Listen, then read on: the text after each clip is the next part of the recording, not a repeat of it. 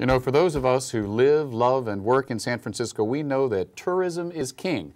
And a big part of that tourism is from the LGBT community. And San Francisco Travel has done a great job with a new campaign going after that market. With us today, Joe D'Alessandro from SF Travel. How are you, Joe? Great. How are you doing, David? You know, I remember one of our first shows a couple of years ago had you on, and we're talking about how the recession was beating up San Francisco. Have we been beat up and now we've come out the other side? We've come back on a really strong note. Travel is up in San Francisco. Last year was $8.5 billion in spending. This year it's going to be on top of that. We're probably going to have the best year ever for San Francisco tourism industry this year. You know, I remember you said to me back in 2011, I think by 2013 we'll be back. Were you wrong? Did we come back earlier than expected? We got back earlier, but 2013 will be even better than this year. Yeah. Now, a big part of it clearly is the LGBT dollar that comes in from around the world. Are you, SF Travel, the first such organization that really specifically went after that market in the United States?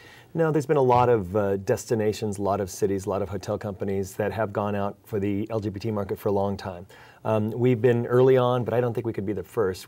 I think for a while we just took it for granted. We thought everybody in the gay community loves San Francisco, they're going to come here no matter what. And we realized that that's not true, that it's a very lucrative market and we have to fight for that business. So we've become much more aggressive. Now, did you get any pushback from the hotels or restaurants or the local community when you said, we're going after this market specifically? I mean, did they say to you, doesn't every gay person know about San Francisco? Absolutely not. In fact, many of our hotel companies in San Francisco have also started aggressive campaigns to lure the LGBT traveler. They realize how important it is for their bottom line. They realize that San Francisco is unique in the world, and a lot of gay travelers will want to come here specifically to find out a little bit about the history, to find out why San Francisco is so tolerant and what makes us so different. And so they've been very positive. A lot of hotel companies and other sectors in the tourism industry have worked with us to mount this campaign together. Right. Now, I know from the work and the travel we've done in China that Asian business people and travelers, they always think of San Francisco as this enormous city. And I've spoken to several of them. They come here, they're like, well, it's beautiful, they love it, but they thought it was much bigger physically than it is. Who's our competition? Is it the big cities or is it the small cities? You know, it really depends on what the traveler's looking for. The way we market San Francisco, we don't just market the city of San Francisco. We tell people that there's a lot to do in Northern California, especially for the international traveler. We're the gateway to a whole vast variety of things to do, whether it's the wine country up north, or whether it's Yosemite or Lake Tahoe, or Monterey and Carmel. So it's a very unique offering. We compete with New York, we compete with Los Angeles and San Diego, we compete with New Orleans, we compete with Paris. So when a person's sitting in Sao Paulo, Brazil, and they're deciding, where am I going to take my vacation this year, we're competing with them. And we're competing with the whole world. So we have to make sure that we're positioning San Francisco and Northern California in a unique way. Right. Now, talk to me a little bit about the campaign. I remember when the campaign came out, I, as a gay man, I said, wow, that's really something. That's not being subtle at all about the gay community we're going after. I mean, there were images from Folsom Street Fair, there was Pride, there were images of same-sex couples. I mean, it was a very out-there campaign. Who came up with the idea? Well, you know, internally and working with our advertising agency, we really wanted to make sure that our messaging was correct. And we wanted to make sure that that it was unique and authentic to San Francisco, what San Francisco is about. A lot of gay campaigns, as you can see, have, you know, young shirtless guys. And frankly, when you come here in August, it may be a little too cold to find a bunch of young shirtless guys in the street. So we wanted to give images that were real for San Francisco. And we wanted to tell a real story.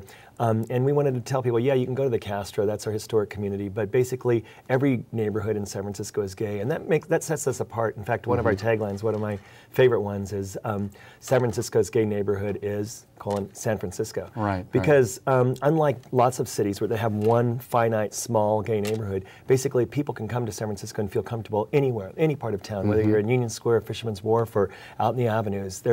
It's a welcoming city, it's a welcoming destination around. And so we wanted to make sure we communicated that uniqueness. What makes San Francisco different than other cities that they may visit?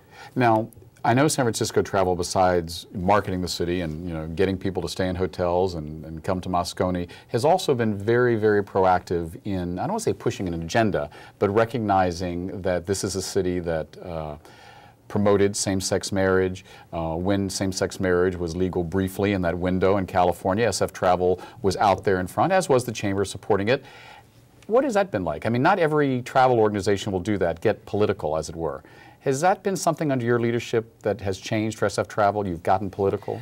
We have, because we feel that it's more than just marketing San Francisco. We've, in fact, have a public policy program now and a VP of Public Policies that can address some very specific issues that may come up that we feel may be detrimental to San Francisco and detrimental to the visitors. We call it the voice of the visitor because there's a lot of voice of industry sectors, but really does the visitor have a voice? So we wanted to make sure that the visitor had a voice at the table so that if there are issues or something about the impact, the quality of San Francisco as a destination, we could address it, we could work with it, because you only can market something that you feel really good about, and you can feel really good that we're going in the right direction, and that's why we're taking those steps. Yeah, well, and I mean, it pays off. I mean, would it be a stretch to say same-sex marriage has been very good for the economy of San Francisco? It has, and our progressive attitudes have been very good. In fact, we play on the negative tone that people use with San Francisco values as being a negative thing. We play it up and it's a very positive thing. In fact, it is our values that makes it so different. It makes it such a unique destination.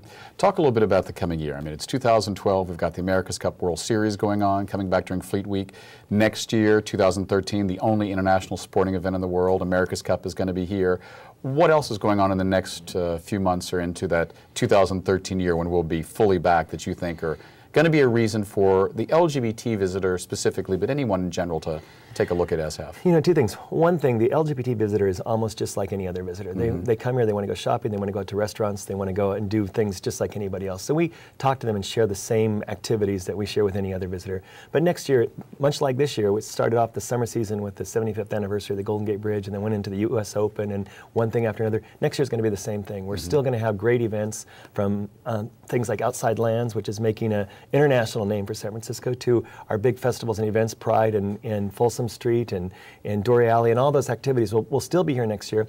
But the bottom line is people love the neighborhoods, they love the character of San Francisco on any day. They don't have to come exclusively for an event. They love to participate in an event when they're here, but they also just love to stroll. They like to get lost in the city and explore a new neighborhood that they haven't seen the last time. And that's what we really encourage people to do. We really encourage people to go out and not only go to the icons, but spend a little bit more time and go discover something they've not seen before and get the real character of the city. Now, I know you and your husband live in San Francisco and came to San Francisco less than 10 years ago.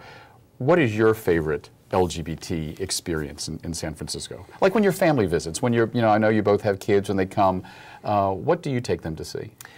You know, that's a hard one because we try to take them everywhere. Probably my favorite experience is, and it's not just an LGBT experience, is kind of our restaurant scene right now. I think that San Francisco has the hottest restaurant scene in the United States, and we're being recognized as that. And in fact, New York Times had a recent article that was about Italian cuisine, which is one of my favorite. Yeah, I wonder. Name. But said we have probably a better diversity of Italian food anywhere in the world, including in a city in Italy, which tends to have regional food of its own region. And so the world is discovering the food of San Francisco, and I think you can go any neighborhood, and I'm serious about any neighborhood, whether it's the Richmond or the Sunset or the Castro or the Mission. The Mission is becoming very hot in terms of the food scene, and really exploring and discovering San Francisco through our food. Well, and I tell you, I've had Italian food with you and your husband, so I know you know what you're talking about. So come to San Francisco for Italian food and LGBT experience. Thanks. We've been speaking with Joe D'Alessandro from SF Travel. Next up, some delicious food and wine for me. We'll be doing a tasting with celebrity chef Porter William Brooks. We'll be right back.